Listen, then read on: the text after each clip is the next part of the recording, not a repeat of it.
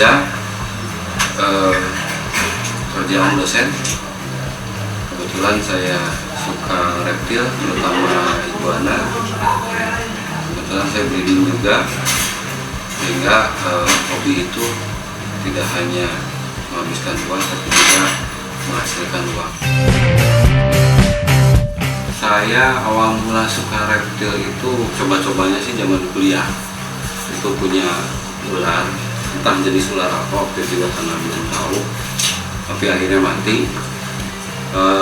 Mulai keep lagi itu tahun 2005 atau 2006 lah. Saya lagi jalan-jalan ke pasar burung, saya lihat ada iguana, karena bentuknya yang eksotik. Kemudian penasaran juga seperti apa sih keep reptil itu. Akhirnya saya beli, waktu itu langsung 2 ekor, dan nggak tahu itu jenis apa, atau halus mulus atau bagaimana, jantan betina juga nggak tahu. Akhirnya saya beli aja, dan itulah reptil pertama yang saya keep sampai sekarang. Mungkin sekitar berapa tahun ya, 7 tahun lebih ya. Kenapa senang dengan reptil? Yang pertama, reptil tidak bersuara ya, karena kalau kucing, anjing itu kan bersuara. Kebetulan saya nggak terlalu suka yang berisik gitu ya. Kemudian reptil juga dia tidak punya kelenjar keringat, sehingga badannya itu relatif tidak terlalu bau lah ya. Kalau binatang pasti ada baunya, tapi kalau buat reptil enggak. Kemudian perawatannya juga relatif murah, makanannya murah. Yang paling yang harus diperhatikan ya, reptil itu harus jemur ya dia.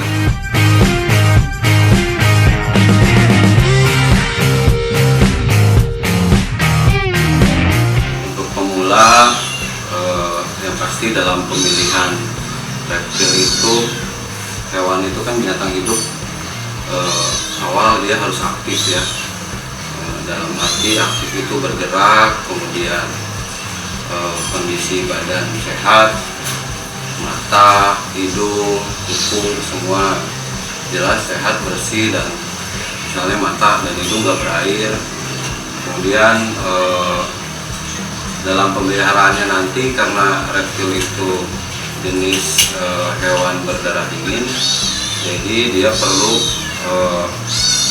bantuan sinar matahari untuk memproses nutrisi yang dia makan setiap harinya, baik itu UVA, UVB, itu sangat dibutuhkan oleh reptil. Dengan kata lain, dia wajib berjemur gitu ya. Di samping itu, kebersihan kandang juga perlu diperhatikan. Kalau kandangnya model seperti ini, yang ada jarak alas dengan reptil itu sendiri, saya kira cukup seminggu sekali. Tapi kalau alasnya itu langsung menggunakan peran, rata-rata sekarang kan untuk baby kayak gitu pakai koran bawahnya, biasanya itu sehari sekali harus ganti. Kemudian tadi jemur udah, kebersihan kandang, kebersihan reptilnya sendiri seminggu sekali perlu dimandikan, baik itu menggunakan sampo, bisa menggunakan sampo untuk kelinci atau sampo khusus reptil bisa, atau pakai sabun daun sirih itu bisa. Jadi intinya kebersihan kandang, kebersihan reptilnya itu sendiri, dan jemur. Kemudian asupan nutrisinya perlu diperhatikan. Kalau di manusia ada 4 sehat 5 sempurna, kalau di reptil juga ada sayurannya, ada buah-buahannya. Kalau perlu ditambah multivitamin, kalsium, D3, karena mereka tidak bisa mencari kebutuhan itu sendiri, sehingga kita perlu menyediakan itu.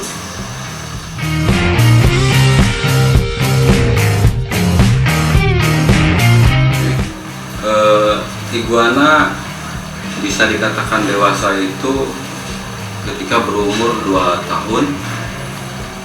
Kemudian pada saat sudah dewasa dia akan memperlihatkan tanda-tanda birahi, yaitu ketika dia siap untuk kawin.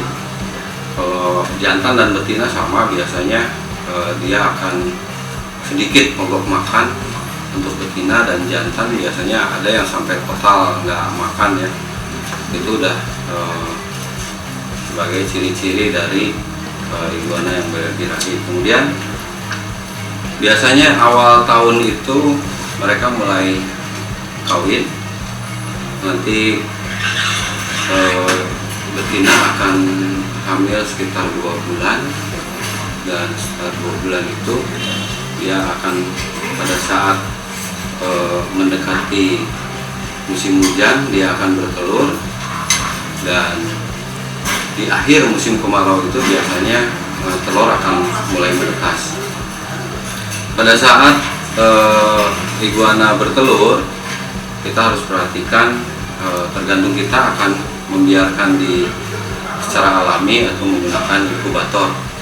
Kalau alami ya kita siapkan lahannya yang agak luas sehingga dia bisa memilih lokasi untuk dia menggali, menyimpan telurnya. Tapi kalau untuk yang di-keep dan menggunakan inkubator, perlu diperhatikan pada saat menggali telur yang ada di tanah, itu jangan sampai pada saat penempatan itu terbalik posisinya, karena nanti akan berpengaruh terhadap perkembangan telurnya itu sendiri. Kemudian dari inkubator sendiri bisa kita buat sendiri atau beli yang sudah jadi.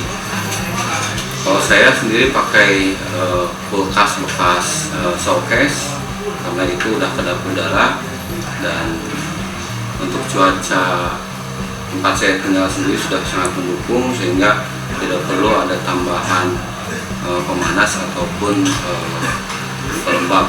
Hanya perlu diukur tingkat suhu dan kelembabannya, itu yang kita atur.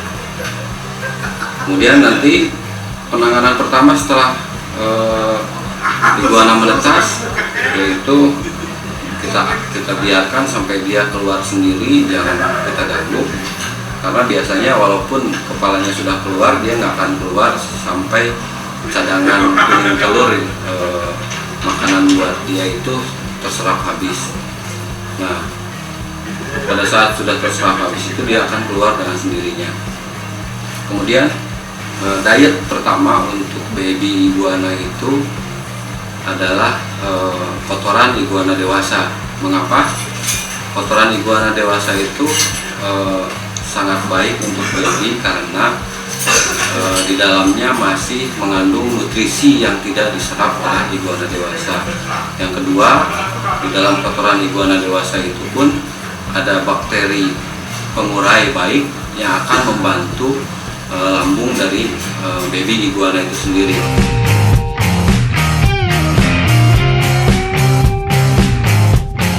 Dan untuk media penetasan ataupun suhu dan kelembaban dalam inkubator itu umumnya kita tahan suhu di 28 sampai 31 derajat Celcius. Sebenarnya 33 juga bisa, tapi telur itu kadang-kala ada yang nggak tahan dengan suhu tinggi, dan ada yang masih tahan di suhu 33. Biasanya saya tahan di 28 sampai 31. Kemudian untuk kelembaban sendiri kisaran di 65% sampai 85%. Karena kalau terlalu kering itu nanti telurnya akan kempes, dan kalau terlalu basah pun, terlalu lembab, itu akan mudah terkena jamur.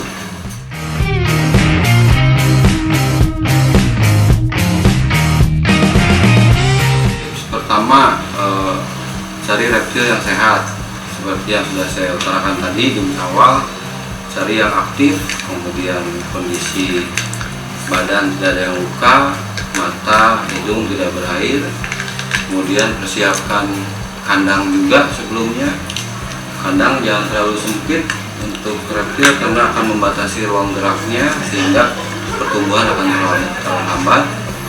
Kemudian yang paling penting adalah komitmen kita kalau kita mau keep hewan ya, karena hewan juga binatang hidup, dia juga butuh interaksi, juga butuh apalagi untuk reptil sendiri butuh sinar matahari, sehingga kita perlu meluangkan waktu untuk memenuhi kebutuhan hewan peliharaan kita.